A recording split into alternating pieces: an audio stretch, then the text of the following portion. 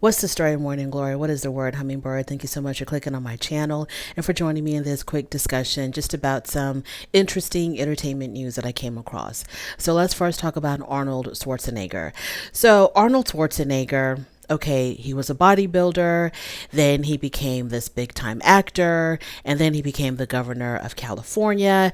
So, very well known actor, political figure, etc.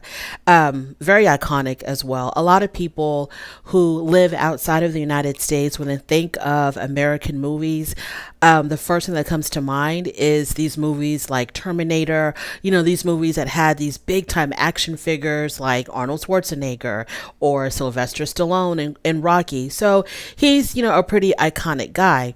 Now, he was married to Maria Shriver for a number of years. They had 4 children together. Now, Maria Shriver is a Kennedy. I think her mother is the sister of the Kennedy brothers, JFK, RFK, etc.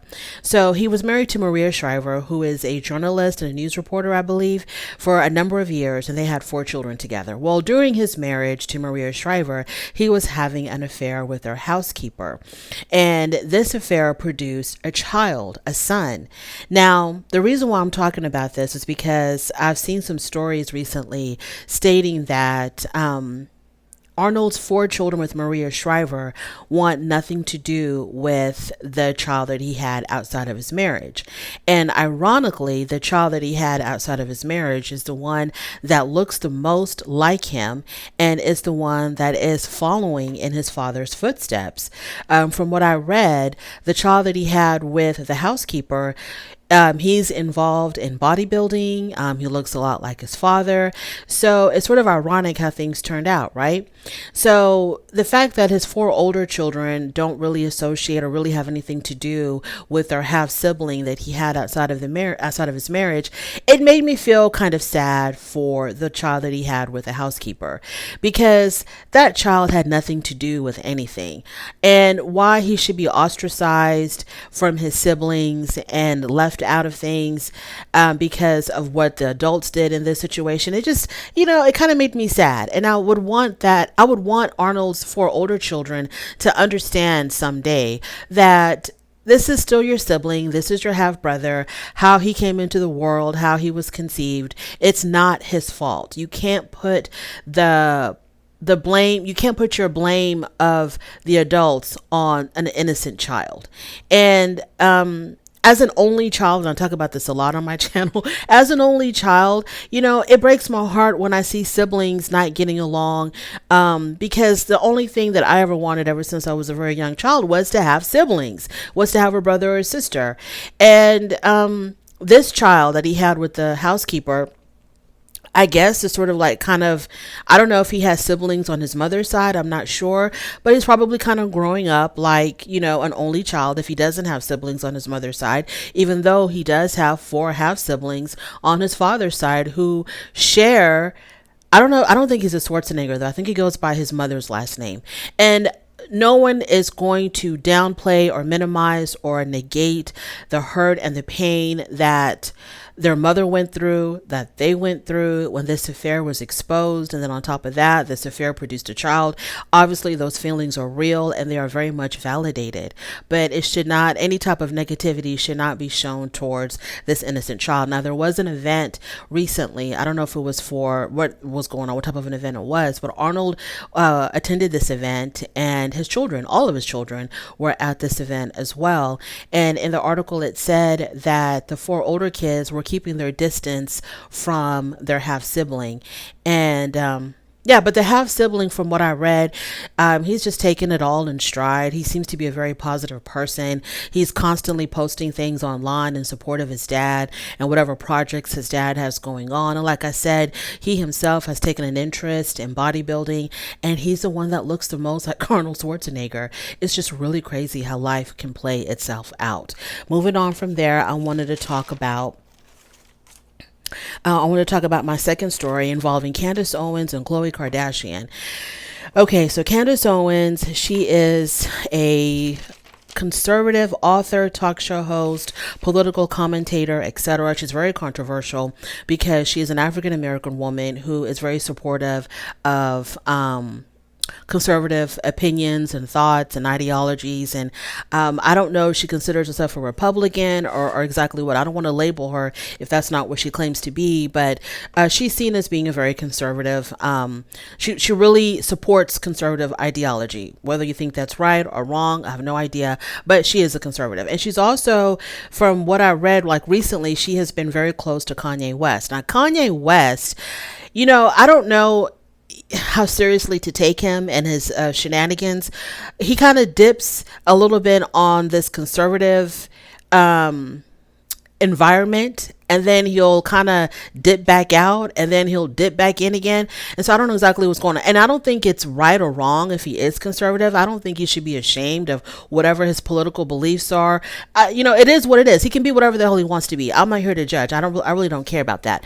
But what I wanted to say was that him and Candace Owens were seen together. They're both wearing some type of a shirt. Did it say white people's lives matter? Or did it say some type of controversial shirt that was in opposition of the whole Black Lives Matter movement? And so we get an idea of who she is, right? Well, she came out in support of Khloe Kardashian when it came to the issue of surrogacy. Now, Khloe Kardashian, she has two children. Her oldest child is, both of her kids are from Tristan Thompson, who is, I don't know if he's still in the NBA, if he's a former or current NBA player, but her oldest child is a daughter that she had with Tristan Thompson, and she recently had a second child with Tristan Thompson, and the second child was born through a surrogacy. Now, once her son was born, her second child, Khloe had recently shared what she was feeling and what she was experiencing during the time of her son's birth. And she had said that no one really talks about I don't want to use the word negative, but it was something like no one really wants to talk about the less than cheerful side of surrogacy, or the less than positive side of surrogacy. She said that when her child was born, she had a hard time bonding with him or connecting with him because he was carried by another woman. And she had said that it felt like a transactional experience where, the surrogate gives birth to the child, they hand the child over to Khloe, and Khloe goes into a separate room to try to bond with her baby. She said that she felt like she was taking a child away from the woman who carried him. Okay, so it was a less than happy, joyful experience that we would normally imagine when it comes to a surrogate birth. And we don't hear about this side of surrogacy. We always hear about how obviously very giving the surrogate is, to sacrifice her body, her time, her energy to carry a child that is not hers, that belongs to someone else. And, I guess as the child is developing, she's probably bonding with this child, but, understanding that this is not her biological child and that she will be giving this child up. And, the job of a surrogate, I think, is to be admired, right? But you never really think about on the side of the biological mother. We just automatically assume that they're happy when their baby is born and they can't wait to hold them. And it's like a beautiful experience that someone else was able to bring life to your child, right?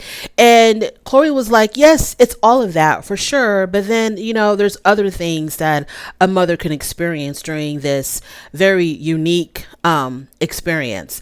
So when she talked about this publicly, Khloe, to me, I felt like was showing vulnerability. She was being very transparent, very honest about this experience. Well, Candace Owens, she had to put her 2 cents in. So Candace Owens, she came out and she calls surrogacy the highest paying form of prostitution, and that there are wealthy women who subject poorer women to this cruelty out of vanity and not necessity. So when I read that, my interpretation of that statement was, I don't know why she called it the highest form of prostitution, because in a lot of these instances, there is no sex involved at all. Everything is done through IVF or IUI. And She says there are wealthy women who subject poorer women to this cruelty out of vanity and not necessity. So I guess she was referencing the women who don't want to be pregnant, who don't want to carry their own child because they don't want to mess up their figure. And so they'll pay a woman who is not as wealthy as they are to have their child. And I have definitely heard of this, of some women who don't want to ruin their figures with pregnancy, but the majority of the cases that I've heard of regarding surrogacy are women who, for whatever medical reason, cannot carry their own child. So she was concentrating, I'm going to assume, on a very, very small population in the surrogacy community. I don't think the majority of women who choose a surrogate are doing it because they don't want to get fat. I think the majority of women who choose a surrogate are not able to carry their own children to term. I think with Khloe's own sister, Kim Kardashian, 2 or 3 of her children were conceived and born through surrogacy because whenever Kim Kardashian, she says whenever she's pregnant, she goes through some type of really bad medical condition or illness or something. And so that's why she chose to go through a surrogacy. I think for a lot of women who desperately want a child and who will go through a surrogate to have children, I think a lot of them don't really care about how their bodies will end up looking with pregnancy. I think a lot of them will welcome the extra weight and the stretch marks if it meant that they can carry their own children to term. So Candace Owens went on further to say that she is grateful. Well, let me quote her. This is what she said, and I quote, "I am grateful that Khloe Kardashian has shown a light on the unethical practice of surrogacy. Purchasing and taking a newborn from its mother's arms a mere seconds after birth is an unspeakable evil." I don't know why Candace Owens is like twisting this whole surrogacy thing around. It's not taking a newborn from its mother's arms. The surrogate is not the mother of the child. Okay. The biological mother is. And what else did she say? She says it was unethical. I don't know how. It's legal in the United States. I don't know how it's unethical to assist a couple in having a baby when they can't carry their own child. And then I'm just like, what is going on here? Like, and then she's using this Khloe Kardashian, showing, how transparent she is and how honest she is about her own experience, that she had a hard time bonding with her son and that she felt some kind of way taking the baby away from the woman that carried it. I thought it was just showing just like, she was being extremely sensitive and being very open and very honest. And Candace Owens jumps in and turns into this like, oh, thank you for showing how horrible this experience is. But this is an experience that Khloe voluntarily chose to do, to have her second child. Now, I don't know why Khloe Kardashian wanted to go through a surrogate after she carried her first child herself. I'm not really sure what's going on there. But I just I thought it was just really strange how Candace Owens took a vulnerable moment that Khloe Kardashian was sharing with the public and turned it into, oh, thank you for shedding light on this really evil, unethical process. And I don't think Khloe Kardashian was doing that at all. So the whole thing was extremely confusing to me. Now, let's move on to Michael Jackson. So I have been seeing some headlines about Michael Jackson's estate and Katherine Jackson suing the executors of the estate. And I really didn't know what was going on. But because these headlines kept on popping up, I was like, okay, let me take a gander at these articles and see what they're talking about. So when Michael Jackson passed away in 2009, there are 2 people who were named as executors of his estate. And these 2 people are not related to the Jackson family at all. Now, recently, the executors of the estate negotiated a deal where they're going to sell $800 million worth of music catalog that was in the Michael Jackson's estate. And the reason why they wanted to do this was because they say that his estate is collapsing under a huge debt, a very high debt. So in order to save the estate so that it could continue to support Catherine and Michael's 3 children, they decided to negotiate a deal and sell Michael Jackson's music catalog for $800 million. Now, Katherine Jackson said that she was not made aware of this deal at all. Nobody had consulted with her or asked her permission. And so she decided to sue them. So they go to court.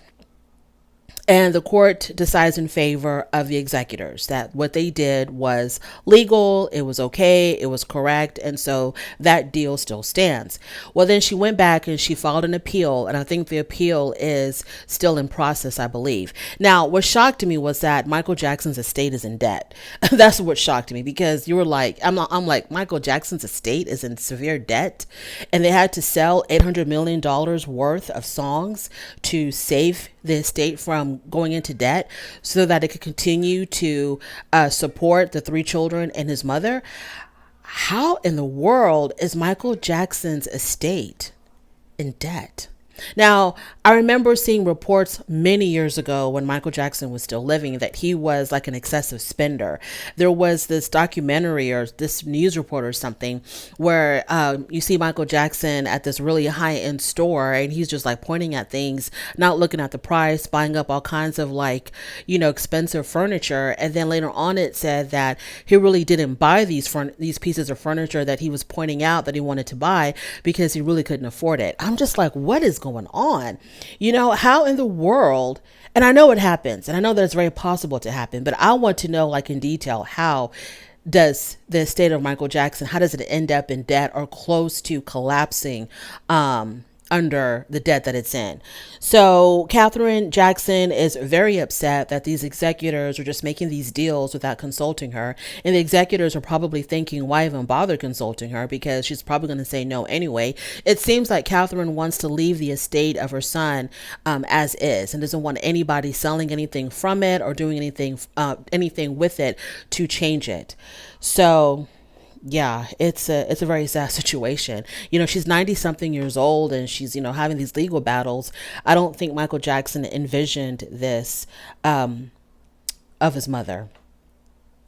And then finally, moving on from that, my last and final story is regarding somewhat of an older story. Like, it's a few months old, I think. Roseannebarr.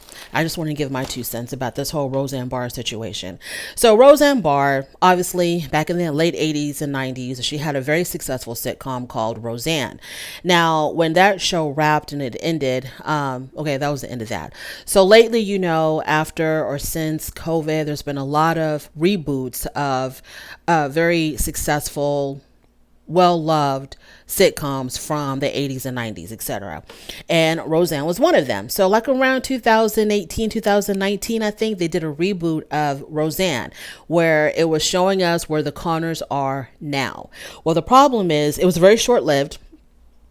It was a very short-lived sitcom because Roseanne got on Twitter and showed her whole entire butt when she had compared a former Barack Obama advisor by the name of Valerie Jarrett. She compared her to an ape.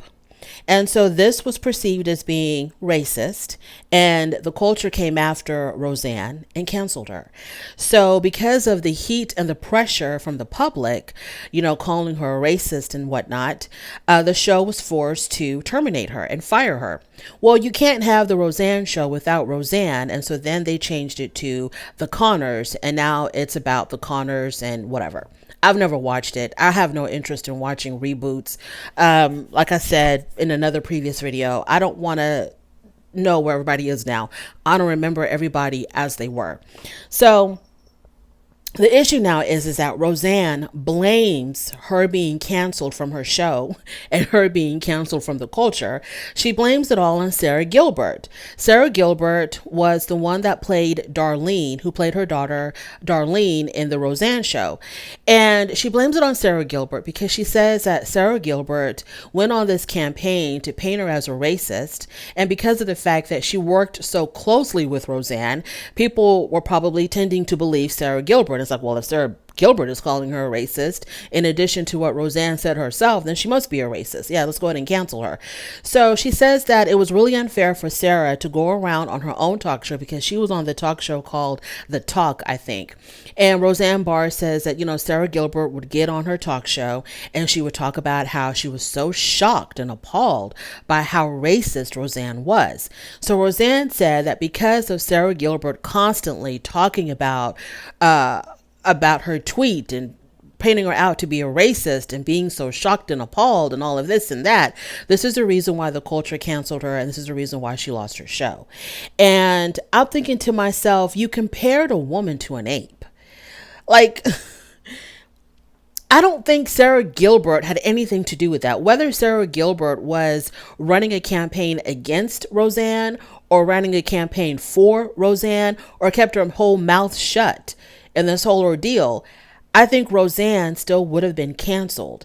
So I don't think it had anything to do with Sarah Gilbert. It was her own words. Now, Roseanne was on either, I don't know if it was, I think it was, there's a YouTube, Megyn Kelly. I think she's another conservative commentator. She was fired from CNN for saying something controversial. Okay. So Megyn Kelly has a podcast or a YouTube channel or both, and Roseanne Barr was a guest.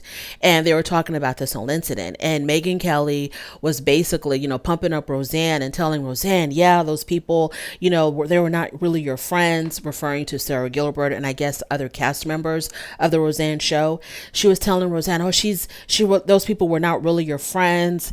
They were out to get you. They were working against you, really pumping Roseanne up. And, I'm just like, nothing was mentioned about what Roseanne said. What Roseanne said is what got Roseanne canceled. Like, how can you say that someone, and I think Valerie Jarrett, I don't even think she's African American. I think she's a woman of color, but I don't think she's African American. She might be, I don't know. It doesn't even really matter. How are you going to compare? Well, one thing for sure and two things for certain, she's not blonde hair and blue eyed. Okay, she's a woman of color and you're comparing her to an ape. And you thought that you were going to get away with that. And you thought that it was okay to do that. And you can express, if you don't like Valerie Jarrett, Roseanne, you don't like her, you don't agree with her, that's fine, sweetheart. You don't have to resort to name calling and comparing people to primitive animals. You don't have to do that. I don't understand. Why can't you just say, okay, Valerie Jarrett, you said A, B, C, D, and I don't agree with that. And I believe X, Y, and Z. So let's have a debate. You don't have to resort to name calling. So the fact that she's blaming the cancellation of her career or of her show on Sarah Gilbert constantly. Oh, and she also said that on camera, Sarah Gilbert would, talk crap about her and say, oh, Roseanne's racist and I'm shocked and appalled. But she said in secret or in private, Sarah Gilbert was trying to get her back on the show, Roseanne. She was begging her to come back. And that doesn't really make any sense to me because it's her show. It was Roseanne's show. Because Sarah Gilbert served as an executive producer. So I think Roseanne was trying to make it seem like once it became the Connors and it was no longer Roseanne and it was called the Connors, Sarah Gilbert was begging her to come back. And Sarah Gilbert, I promised her like, okay, I'm not going to, talk against you. I'm going to support you every step of the way. But she went back on her word and she got back on her talk show and started talking negatively about her again. And that's when Roseanne was done with the whole situation. Roseanne was a good show. I don't have any thoughts or opinions on Roseanne the person, but Roseanne the show, when it was on, I thought it was a really good show. It was a show that I watched every single week, back in the 90s. And it was an extremely popular show. And that's why I was not interested in the remake of it. I'm so glad I didn't watch it. Oh, I'm so glad I didn't watch the remake. But anyways, not the remake, the reboot. And like I said, I want to remember my old beloved sitcoms as they were. And I don't want them entangled and caught up in the current issues of today. So yeah, Roseanne, it was your fault, honey. I'm sorry. You put your whole foot in your mouth. It's cancel culture. Okay, we're living in the cancel culture. And so you just have to, take the consequences of it. You said a really dumb thing. It can definitely be perceived as being racist. You're comparing a woman of color to an ape. Yeah, You did this to yourself, honey. Thank you so much for joining me. I really do appreciate it on your way out. Please don't forget to rate the video. If you like this content, subscribe to my channel, and I'll definitely talk to you later. Bye.